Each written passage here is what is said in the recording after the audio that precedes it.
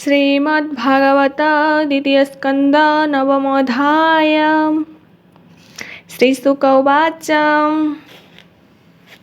शुक कहन्ति राजागे ताहार प्रश्नानुरागे। शुण नृपति पुण्यदेहा तु मोते पचारिलु जाहा। विष्णुर क्रीडा आत्मगुण सृष्टि पालन संहरण। आत्म माया रे सृष्टि करे से माया के बा कळी पारे। करई सकल संभव स्वप्ने जे सन अनुभव। एक कथा ईश्वर वचने न घटे शास्त्र अनुमाने। जेणु से माया रे मिसई एक अनेक प्रकाशई। स्वभावे आत्मा बहुरूपी रूप प्रकाशी सर्वव्यापी। जे रूपे थाई जे बागुणे मुहि मोहर प्राय मणे। सत्य प्रकाश सर्वदेहे निरन्ते आत्मरूप रहे। पर न लागई काल माया रे भेद काहि। माया क्रमश सत्य प्राय सत्य सत्य भेद नुहे। आत्मार जान बुद्धि अर्थे कहिले ब्रह्मार अर्गते। से जेणु घोर तप करी अनेक कष्टे प्राण धरी। तपितोषिला भगवान जेणु पाइला दर्शन। निर्मल निष्कपट चिते तेणु चिंतिला हृदयते। शुण कहिबा तो अग्रते ब्रह्मा को दिशिला जे मन्ते। से आदि देव गण गुरु भक्त भजने कल्पतरु। निज भुवने सुखे थिला ब्रज विहारे इच्छा कला। आत्मा रे आत्मा माया ग्रस्ते प्रपंच निर्माण जे बन्ते। नाभिरु पद्म कला जात जहु जन्मिले चतुर्माथ। से पुणी चिंता भरे रही पर न जानई। चिंता विच्छेद भाव मने शब्द शुभिला गगने। जड़े कमल मध्ये थिला सेवेनी अक्षर शुणिला। ओंकार आदि षट्दश पंचमी श्रीते एकविंश। सबदे तप उच्चारण निष्किंचन निज धन। से बाणी शुणी ब्रह्मा कर्णे निरोली चाहिला गगने। दिग सहिते अनाइला काहीं से किछि न देखिला। से पुणी रही निज स्थाने आत्मा रहित चिंती मने। जानिला ए परम तत्व तप साधने देला चित। ए मोर हित बोली जानी निश्चल मने कुश पाणी। अमोघ दृष्टि से विधाता तपे बढ़िले तार चिंता। देववर से दश सत तपे से कला दृढ़ जित। मन पवन कला वंदे दश इंद्रिय गण रुंधी। से सत्य तपे सर्वलोके तप सृजन अतिरेके। तप प्रतापे नर हरि मिलिले निज रूप धरी। से रूप न जानती केही माया संसारे देह वही। विष्णु प्रसन्ने प्रजापति छाड़िला मनु दुख भ्रांति। शून्य विजय नर हरि अशेष देवंकरे भरी। जार शरीरे रजत में पशि न पारंती संभ्रमे।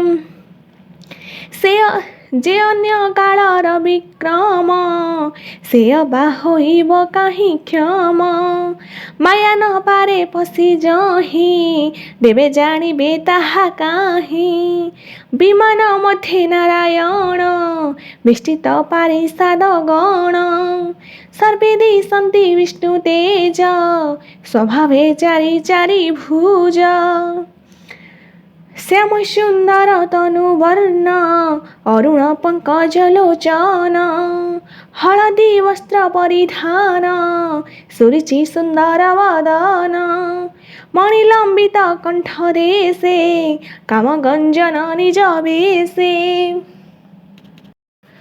प्रबाल वैद्युजर ज्योति मृणाल प्राय झटकन्ति किरटी गंजन कपाल श्रवण मकर कुंडल तेज विराजे नभस्तरी वेष्टित पारिषद मेली दिव्य कामिनी गहने बिजुली नील मेघ जेह्ने अष्टविभूति संगमेले कमला सेवे पादमूले दिव्य दोलिका मध्ये नारी पुष्पवरसे स्तुति करी जे रूपे विष्णु नभस्थले ब्रह्मा देखिले बेनिरोले जार महिमा दासरथी भक्तजनक अधिपति जगतपति सर्वगति तामाया केही न जानन्ति सुनंद नंद प्रचारादि अहगण सहिते अमोदी पूजन्ति शंकर स्वभावे मिलिण समस्ते सचिवे तांकु देखिले मने हुए भृत्य प्रसाद देला प्राय ताहांक नयन जुगल बसंती मत तार जल श्रीमुख प्रसन्न वदन अरुण पंकजलोचन मस्तके किरटी विराजे कन्ये कुंडल कटी माझे शोभई पीत जे वसन लक्ष्मी क्रीडन्ति हृदे जान अमूल्य सिंहासने स्थिति वेष्टित सकल विभूति एमंत रूप ब्रह्मा देखी उठिले आसन उपेक्षी कृष्णर दर्शने आह्लाद आनंदे होई गदगद लोमहरसे तनुपूर्ण प्रेम भरे अश्रुलोचन कृष्णर पाद पद्म चाही मिलिला सिरे कर देई आनंद सागरे बुड़िला अधिके आत्मा पासोरिला अतिमानंदे प्रेमी सुखे से ब्रह्मा विष्णुर सम्मुखे प्रजा सृजने तार मन जानिले प्रभु भगवान ब्रह्मावदन हरि चाही ईशित हासे वाक्य कही आत्मार प्राय प्राय करी ब्रह्मार कर करे धरी करंजलि ब्रह्मा करे संभ्रमे विनम्र सादरे श्री भगवान उवाच हे वेद गर्भ सृष्टि अर्थे तुम्हें जे तपे तुसी मोते अति दुष्कर चिर तपे तेणु मु तो से तो समीपे स्वभावे जोगिंकी दुर्लभ मुतते होइली सुलभ मंगल शुभ हेउ तोते बरजे माग दृढ़ चिते मोहर दर्शन जेबे प्राणिल भई पुण्य गर्भे ताहार गति पुण्य धाम अंतरे होई आत्मराम गगने शुणी मो वचन तोहि जे तप कलु मन कर्म विभ्रम देखि तोते मो आज्ञा देले शून्य पथे बोइली जिते तप कर मु तोते होइबि गोचर मोर हृदय तप जानी तपे थराई दश प्राण तपे मु सृष्टि करी हेले पुणी संहारी तप बले तपर बले जगत मही धरई अविरत ब्रह्मवाच तु नारायण भूतेश्वर प्राणिक हृदय तो विहार तु हृदय पद्म मध्ये थाऊ प्राणिकी उपदेश देऊ एणु मोहर मन जानी जे आज्ञा देलु चक्रपाणी अनाथ नाथ तो महिमा के जानी पारे गुण सीमा मु तोर चरण किंकर ए मन्ते आज्ञा मोते कर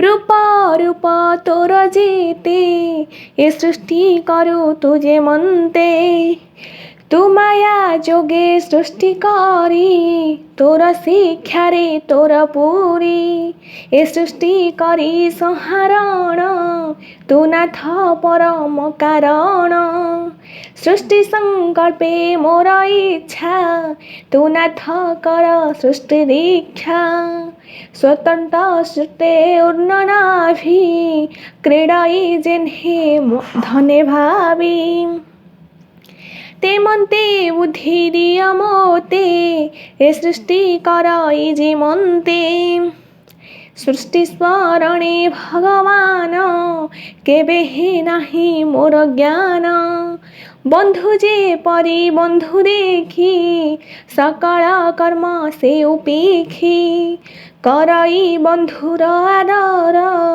जे परि कलु दाम से परि कलु दामोदर मु तते मागुछि जेहा गर्व न छौ मोर जकाया सृष्टि करिण तो सेवारे मो मन रहिब निश्चले तो अनुग्रह जेबे मोते तू नाथ वस मोर चिते श्री भगवान वाच शुण विधाता मो वचन जेणे लभिब सृष्टि ज्ञान सृष्टि सृजन जेते हरसे कहु तो अग्रते जे रूप गुण कर्म भाव से तत्व ज्ञान तो होइब प्रसारी मोर अनुग्रहे ए सर्वज्ञान तोर देहे सृष्टिर अग्रे मोहि एक मोतहु प्रकाशे अनेक सत सत परे मोहि जे अवशेषे शेष होई अर्थको छाड़े जिन्हे चिन्ति पतित जिन्हे आत्महते माया प्रकाश से प्रमाण गगने जिन्हे ज्योतिर्गण ए जीव स्थूल सूक्ष्म जेते प्रकाश हन्ति पंचभूते छाड़ी बसन्ति पूर्ण पूर्ण मो माया शरीर प्रमाण तोर प्रस्तावे प्रजापति कहिली सृष्टि यथाकृति जेझा विचार अनुमाने से सर्वकाल विद्यमाने ए मोर तत्व ज्ञान बले धर तु समाधि निश्चले कल्प विकल्प तोर चित केबे नोहिब विमोहित श्री शुक उवाच से निराकार भावग्राही ब्रह्माଙ୍କୁ सृष्टि तत्व कही तक्षणे ब्रह्मार ग्रते गोविंद गले शून्य पथे कृष्ण न देखि प्रजापति पथे अनेक कले स्तुति कर अंजलि शिरे देई अनेक भावरे विमोही विश्व सजिले विश्व तेजे पूर्वरु प्राय नाना बीजे से धर्मी गति प्रजापति निजुक्त आत्मा महागति प्रजा कल्पना चिंता करी आत्मा रहिते मन धरी नारद बाके वेदवर हरि महिमा गोचर जेते कहिले सृष्टि अर्थी मायार महिमा जे मन्ते जानिबा अर्थे महामुनि कहि विधाता हेली तुनी ब्रह्मा नारद प्रश्न जेते कहिलु तुम्भर ग्रते नारद सावधाने शुण ए भागवतर प्रमाण 10 लक्षणे हा जानी जेबा कहिलु परिमाणी एक कथा सरस्वती तटे कहिले व्यासंक निकटे 17 परिमाणी व्यासे नारद मुख शुणी से व्यास मुनि तो सजीते 18 श्रेष्ठ ग्रंथ जुक्ते मु शिक्षा कली तांक तहु तु भाग्यवंत नृपजहु एबे मु तोहर ग्रते कहिबी पचारिलु जेते एमन्ते परीक्षित मेले सुख कहिले गंगा कूले 10 लक्षणे भागवत कहिले विप्र जगन्नाथ इति श्रीमद्भागवते महापुराणे परमहंस्या संहिताया वैयासिक्या द्वितीय स्कंदे श्रीमद्भागवत प्रभूति वर्णन नाम नवमोऽध्याय सम्पूर्णम्।